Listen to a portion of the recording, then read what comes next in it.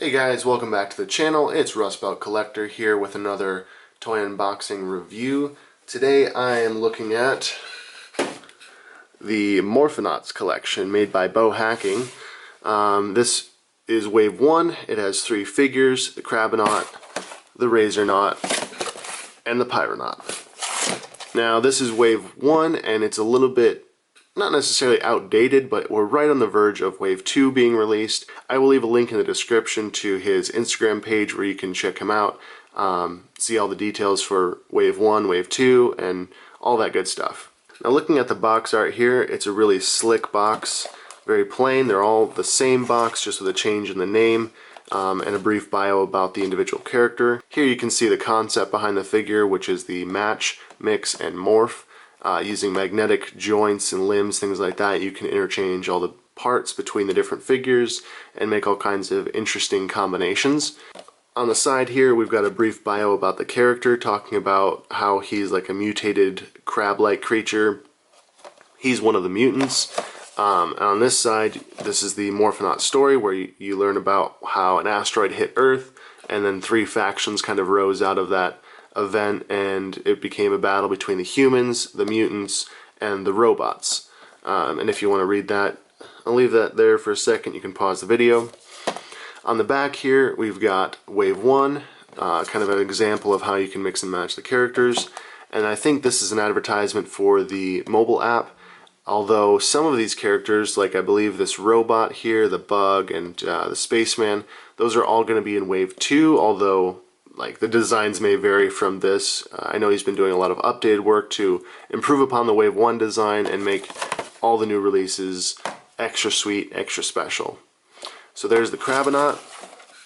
Here you got the Razornaut. I'll just breeze through these really quickly because they're all the same box essentially. If you want to read that bio, feel free to pause the video there. Same back. And on to the Pyronaut. This figure is really awesome, a flamethrower robot that is sentient. Here's his biography on the side. Back of the box, other side of the box. Let's break these bad boys open. And here we have them open. Now, unfortunately, there was some technical difficulties with the camera, and I had to wait a second or two before I filmed this part of the video, so as you can see, the sun is now brightly shining. We'll try and keep things focused. And I could put up my diffuser, but I just wanted to get through these and do a quick review.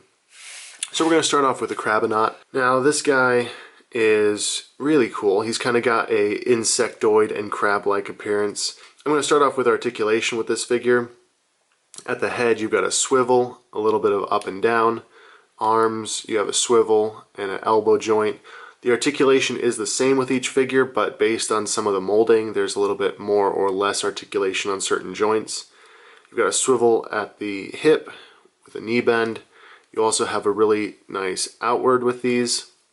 And as I said before, they're all magnetic, so you can pop these joints off, just like that.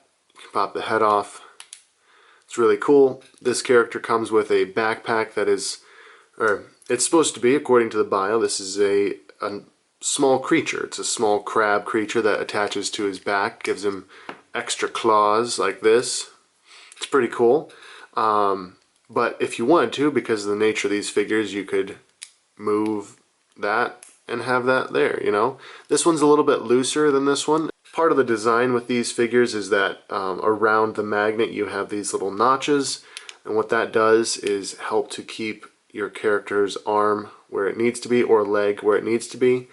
The same is true with these hips here. This figure has some really awesome detailing. You can see the sculpting on the torso, giving it a really crab shell-like appearance. It's got all kinds of spikes and bumps and knobs and stuff coming off of it, which is really cool. You can really get some interesting posing going on with it based on its articulation as well as the magnets. One of the things I noticed was that you can actually take the magnet out and just partially, like, I had it earlier, you can almost like partially set it in there like that, and it will give you a more broad articulation. The magnet will hold it in there, but based on the angle that you have it in, you can actually get some more unique posing out of it. You can do the same with the arms, although it's a little bit trickier with the arms, like that. And that will stay in there with the magnet power, but it gives you a little bit more of a range with articulation. Also, I should mention that in addition to the magnets in the limbs, they also have magnets on their feet.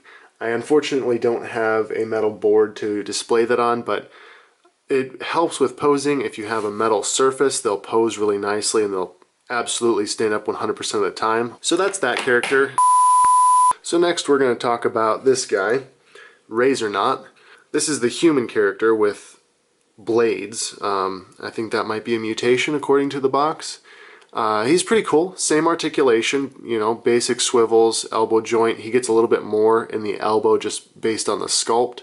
One thing I did have when I first unboxed him was that this joint kind of stuck a little bit because of that little ledge of plastic right there, and so I kind of had to ease it over, and then once it popped, it's a really smooth joint. So you might experience that if you decide to get these and open it up for the first time, but it's not a big deal. You have a nice face sculpt with a helmet and a mask, good arm sculpting. He comes with these blades, so let's take those off.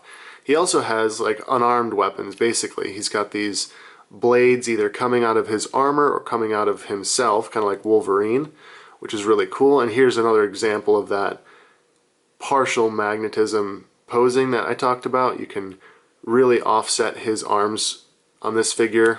Having a look here at the full figure, he's got some really nice detailing up and down the legs. Here's his backpack that he has, which makes a cool backpack with or without the blades. There is the option here to attach the blades just like that. And there's a little bit of articulation on the magnets with this particular one, so you could have the blades like that. You could also spin them around like this. You could have them up in the air, over the shoulder. A lot of different options with these. Taking them off though, this is the first one that you'll see that has the ability to hold the blades in the character's hand. He can hold them like this. He can hold them upside down like that. Yeah, there's a lot of options that you can have him hold these like. It's a really cool weapon, I think. There's a lot of good paint detail. These colors on all the figures are really vibrant, really bright. It's a nice saturation of paint. And yeah, that is the Razornaut. Next up, we're going to talk about what is probably my personal favorite, the Pyronaut. This guy is a sentient robot. He is massively bulky. I mean, just comparing to the other figures, he has about the same height, but definitely bulkier, heavier. I love it. I love the mech suit idea. He's got the same articulation as the other characters, a little bit less in terms of range of motion just because of the bulk of his armor. But as you can see, I mean, he's got knee bends, he's got outward, head spin, all that good stuff. This guy comes with a nice gas tank backpack, which he also has these flamethrowers. And the flamethrowers can be attached like so if you wanted them to be in storage or something on his backpack. You know, he's not using them, he doesn't need them. That looks nice. But then they can also flip forward, and he can have two over-the-shoulder flamethrowers pouring out like that. Now, this wasn't really mentioned in anything on the box or anything, but I noticed that this piece here can plug into this on his arm, and he can have like a wrist-mounted flamethrower. I think that's intentional. I don't know. I didn't see it, you know, advertised like that, but it does fit and it works really well. I think it looks cool. So that's an option for you if you're buying these and you want to display it like that. You can also have him hold the weapon like this, just in his hand normal, like a gun or something. That is totally acceptable as well. I think that's probably the most dynamic weapon out of the other characters. He can hold it, he can have it on his wrist, or he can have it on his backpack. The other ones can either just hold them, put them on their backpack, you know, things like that. So it's a really unique design, I think. It looks amazing, in my opinion. The orange is really nice and bright. The dark gray color is a good offset to that orange. Really pops out the detail on this character. I would have to say that this one is definitely my personal favorite of them. I'm just a sucker for the mech suit robot look. Now I'm going to kind of play around with showing you guys how these characters break down and how you can mix and match all the different parts.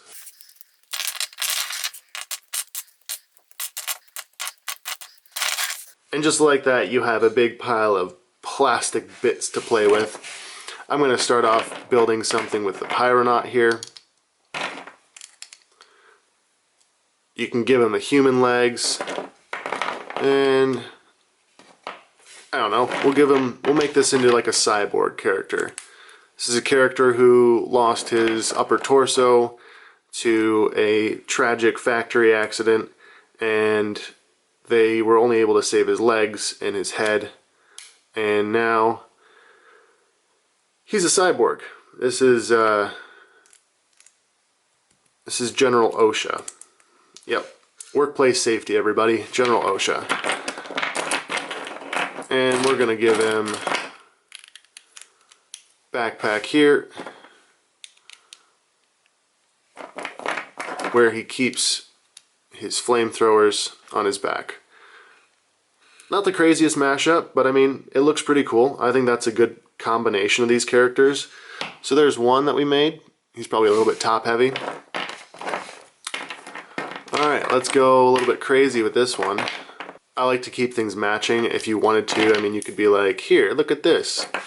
Here's a robotic cyborg man with spike arms and claw arms. And actually, you could take the stubby claw arms. This is turning into the villain from Davy Jones from Pirates of the Caribbean. I guess we'll give him that head there. Oh, and of course he needs a backpack. Silly me. We'll give him the big flamethrower backpack.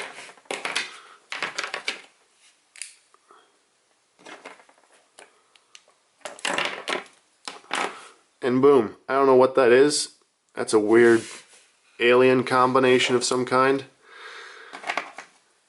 And now let's see what we got with this guy. This guy, can we give him crab legs? Can't quite give him crab legs.